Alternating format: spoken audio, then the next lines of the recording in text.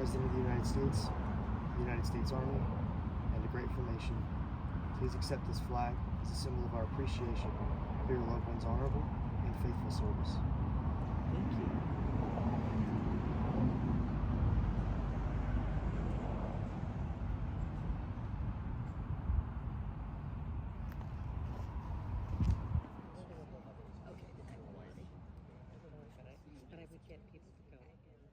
Anybody else who might have something to say about Barry after I do, and then I know Rich is going to say something, and maybe my brother Tim, to encourage you to stand up and say something if you have a good memory of Barry or a funny story about Barry. I wanted to say a few words about Barry. For me, it's easy to talk about Barry because he's such a great guy, and we just really love Barry. I remember it was just over 30 years ago, we were at the same church going to a funeral for my father, and after my older brother Phil gave an eloquent eulogy of my dad, we came over in the same room and were able to remember his life and what have you. But I remember talking to my brothers, my two older brothers and I were already, in our 30s, we were grown men with our family started. But we were really worried about, what does this mean for Fran? And what does this mean for little brother Andy, who's still 16 years old? And they're going to be missing Dad even more than we are. And, it was really worrying for us. And we knew nobody could replace my dad. But we prayed that, the right thing would happen. And it wasn't very long after that the right thing did happen. And Barry came along and met Fran. As Andy said, I think they were at a grief counseling for people who had lost their first spouse, and they hit it off right away. And I heard Barry say more than one time that he was feeling kind of adrift and numb and not sure where his life was going to go. And then he met Fran, and it was like an electric shock to his heart, and his life had meaning and purpose again. And I think that's how we all felt. We were just so pleased that Mom and Barry could find each other. And as Andy said, they didn't try to replace their spouse that had been there before, but they really built a fun, awesome life together. And they're such an inspiration for all of us boys to see, sometimes you have a tragedy in your life, and bad things can happen to good people, but you know what? You can pick yourself up and you can go on with your life, and you can meet a new person, and you can have a beautiful second chapter. And that's exactly what they did. We always love how respectful Barry was to my mom and to all of us. I think he was a little standoffish with us boys at first. It's a little intimidating, as he said, to meet 3 or 4 boys who already had a father. But he did have a special connection with Andy. I think he said to me more than one time, "I love all you Neff boys, but honestly, I love Andy the best." Which kind of hurt my feelings. Actually, it didn't at all. What he was saying was, when Andy was, 16, he realized how momentous that is to lose your father when you're just 16 years old. And again, he never really tried to replace my dad in any way. He was like a bonus dad that we got, because even though Tom wasn't there anymore, he was the father figure who was always there, and he was a great guy, and he loved my mom, and he was an amazing grandparent to all of our grandkids. And as Andy also mentioned, my mom and Barry loved to entertain over at their house. In fact, I would say that their house on South Bel Air way to the Neff clan would be similar to the Hyannisport compound for the Kennedys. That we could all go over there on special occasions, whether it was Christmas or Thanksgiving or any holiday or any time, and it was a safe harbor for everybody to get together and for all the kids and grandkids to play.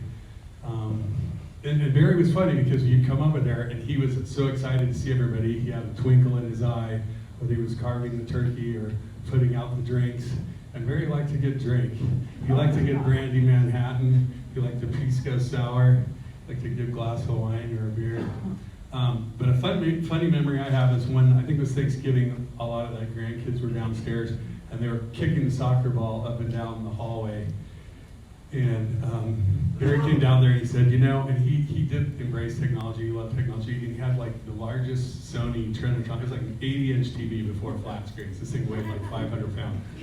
But he came down there and he kind of watched what was going on, and he said, if any of you kids knock that TV over and break it, your dad's gonna pay for it. So cut the and all those grandkids looked up and went, oh my gosh, wow, he's mad.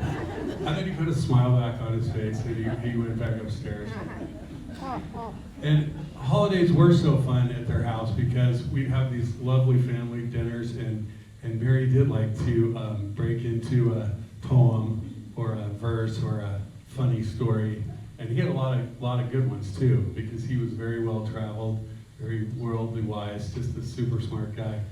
So we all loved when he got up and or just started singing or saying something at the table. Let's see, what else can I tell you about Barry? Barry was a very Christian giving person. And when he saw a need, he filled it. And there was many times that I saw where he stepped up. For example, I know Carolina, he stepped up and helped you at a time where you needed some support and some guidance. And he also, another thing that comes to mind is his older brother, who he had somewhat of a tough relationship with. Jerry, as an older brother, sounded like he was a fairly tough older brother and not always the nicest guy to Barry. But in his time of need, when he was sick and at the end, Barry was there for him to help him financially and support him and just be a good brother to him. And that's who Barry was. Like, he treated his neighbor like you would want to be treated. And I personally just always loved going over to Fran and Barry's place there on Bel Air Way, whether there was going to be a lot of people or just dinner with just Mom and Barry, because he always had funny stories and great things to say. So again, we're just so thankful that they found each other and have had such a wonderful second marriage and life together. And they've been a great inspiration to our whole family about, how you move forward after tragedy and how you get on with your life and how you make it joyful and happy and wonderful again. So we're so very thankful for him, and I'm just so pleased that he was my bonus dad and great grandfather and friend to us all. So that's really all I have to say. I know, Joyce, you want to introduce Rich and something he's going to say. But we love you, Mary.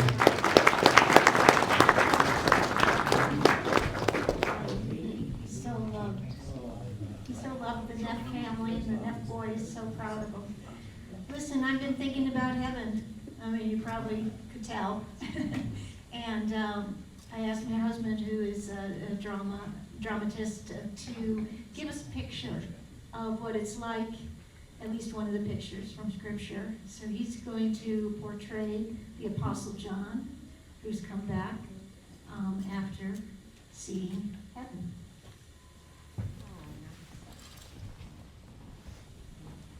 I saw the New Jerusalem. An angel flew up to me and said, "Come, I will show you the bride of Christ." We flew over these hills, rivers, lakes, up over this great big mountain. And there on the other side was the New Jerusalem, the bride of Christ coming down out of heaven. It went off to my left, off to my right, up into heaven forever. Perfection.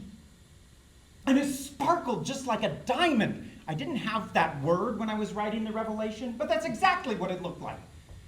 And it had 12 gates named after the 12 tribes of Israel and 12 foundations named after the 12 apostles of Christ. So I saw my name. We flew through the gate Judah, through these 200-foot thick walls. And when we got inside, it was brighter there than it was on the outside. Everything was made out of a gold so pure it was transparent. Light was streaming through everything. And the doors to those 200-foot thick walls, they were made out of single pearls. Can you imagine the size of the oysters it will take to produce such a thing? But the angel said, those doors are never shut, because there is no night in the New Jerusalem. And then he took me to the source of the light. There, in the center, the light was streaming from God and the Lamb, Jesus. They were enthroned there. That's why it was brighter on the inside than it was on the outside. That's why those gates are never shut, why there's no night. The light comes from God and the Lamb, and they never leave. And anyone there can walk right up and look into the face of the living God. I know there are some down here who think, heaven, if it exists, first of all, everybody gets in. And it's just sitting around on a cloud with nothing to do forever. But they don't get it. Heaven is being in the presence of God. Everything in you, since you were born, has desired that. But you will never completely experience it until you are face to face with the Lord. And there's no more death, or mourning, or crying, or pain, or taxes. Nothing impure will ever enter the New Jerusalem. Only those who have asked Jesus to forgive them of their sins so their names could be written in the Lamb's book of life. Do you remember the tree of life, beloved? The first man and the first woman were locked out of the garden before they could eat from it and live forever in their fallen state. I saw it planted right there in the center of the New Jerusalem. The angel said, its beautiful fruit is in constant production, and its leaves are for the healing of the nations. And the river of the water of life flowed right down the center of the New Jerusalem, right under the tree of life. And there was Barry. He touched one of those leaves, and his whole being was renewed. He started to take deep breaths. And then he knelt down and started examining the composition of the street. Pure gold! And then he started dancing down to the river of life and started splashing and worshiping the Lord. Worship the Lord, beloved. And you don't have to wait until you get to the New Jerusalem.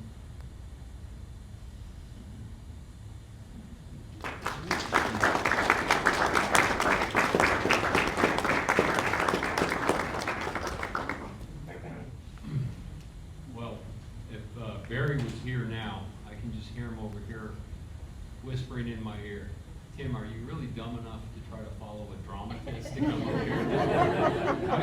How are you gonna top that? So, great job, Rich. Dave, nice words. First of all, I just want to thank everyone for coming here. Obviously, so many of you we obviously know, your friends, your family, you're connected to Barry somehow. And thank you for taking your time out of your schedules to be here and think of Barry. It means a lot to our family. I know it means a lot to my mom. Recently, we had a cousin who died tragically in his 50s, and we went to his funeral, and the priest had made this statement, and it really struck me, and I'd like to just share it. He said, life is like a tapestry knit together by a season of changes. And what I think about when I think about that is Barry and his life, and just how, this young guy from Montana, as we all know, falls in love there with his sweetheart, and after college they embark and they go. He's a geological engineer, and they travel to South America, where his two oldest daughters, I believe I got this right, Julia and Joyce, are born, and they get on this ocean liner ship. They travel across the world, and down there he plies his craft. You know, he learns to fly a plane. He's an engineer in this remote jungle. They speak Spanish there, and you know, he starts to raise his family. Then he comes back to the States after a number of years there. They have Amy. He bounces around, if I got this also right in the chronology, in Hibbing, Minnesota, to Rhineland or Wisconsin, where I hear all these stories from him just as he's raising his kids and his family. It said it was so cold one time in Minnesota, I think he said the cat's tail fell off, which I always thought was a funny one. But when you think about Barry, so that's the journey he traveled. He's raised these 3 independent ladies who just stand on their own so strong. They have their families. And then he has this tragedy befall him, which is, you know, the loss of his true love, his first wife, Helen. And we heard a lot about her. He said nothing but glowing things about her and how wonderful she was. And he meets my mom in this grief counseling session, I guess you could say. And he has to begin a whole new chapter, his last chapter in his life. And what a wonderful chapter it was. And as my brother talked about and people said, you know, just that human resiliency. We've all of us are human here. We all have that condition. It's just so inspiring, their relationship and what he did in that second chapter, that last chapter, however you want to refer to it. Just amazing. Just what an amazing man, and just how he touched our family. I just feel so blessed to have him be part of my life, all my kids' life. He became the grandpa to all of the Neff children on that side. I mean, he was their grandpa. And I'll say 2 things about him that really stuck out to me. One is he just had a really innate ability to just tap into people, and he was so interested in everybody's life and their things. And I can think of one thing he felt so strongly about was Helen, his wife, when she was suffering. She did not have enough blood at times. I think there was an issue of that. So he really got involved in the blood bank in Denver and drumming up support so people would donate. And he would really encourage all of us to do that. I just thought that was so wonderful. I remember my wife, Michelle, had to have some surgeries and had to bank some blood. He went with her, he helped her, he just was there for her. He didn't have to take his time to do that, but that's just kind of how Barry was. In his own family, when someone had an issue with MS, he plugged himself into the MS Society. He devoted time, energy, money, all those things. And I'm sure each and every one of you and the grandkids can speak to that. Patrick Neff is not here because he was deployed, because he loved to fly, and Barry fostered that love. I mean, that's the type of guy he was. Elise, you became a great photographer because of Barry, you know. My son Thomas is going to be an ATF agent. Barry would take him to the range and show him how to shoot, you know, guns, and just, you know, Barry, that's just Barry, you know. So I love that about Barry, and I think all of you, if you knew Barry, he really got in tune with people and would do that. The other thing about Barry, I'll just share this, and I think it really was touched on by Joyce. He was a very cerebral man and a learner, and he really is a lesson for all of us to just continue to learn and grow, even as we get older. And I'm getting older with these grays, you know, we all know that. We're all at different stages of that. But the point being is, I used to love to just go over to his house, let the kids play around on the floor, and then talk to Barry. He was always reading a book. He always knew something new. He was on the internet. He had a great command of facts and knowledge and new things. And he, every time he'd read a book, if I was interested, here, take it, Tim. Go ahead and take it home. You read it. He was just so generous with his treasures and things to him, and he just wanted to share.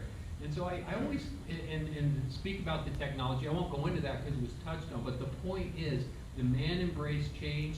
He rolled with those changes. And that's why I started my quote off about the changing seasons. And Barry really rolled with it, and he became a key part of our life.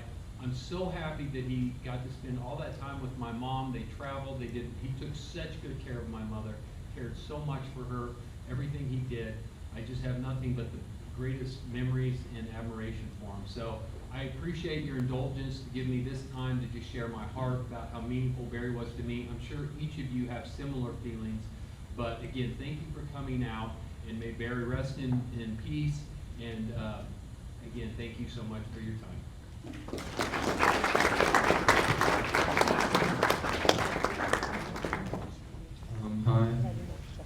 Hi, my name is Sam. I don't really know very many of you guys, but Barry was my grandpa. I recently graduated college, and somebody, my commencement speaker, said something that really stuck with me, that you may forget like what people say to you and what you do with people, but you'll never forget how people made you feel. And one thing I will always remember about Grandpa Barry is his laugh. He had such a very distinct laugh. It was really lighthearted, and I just loved it so much. And I know he was a really happy person, and I know he would be very happy to see everyone here today.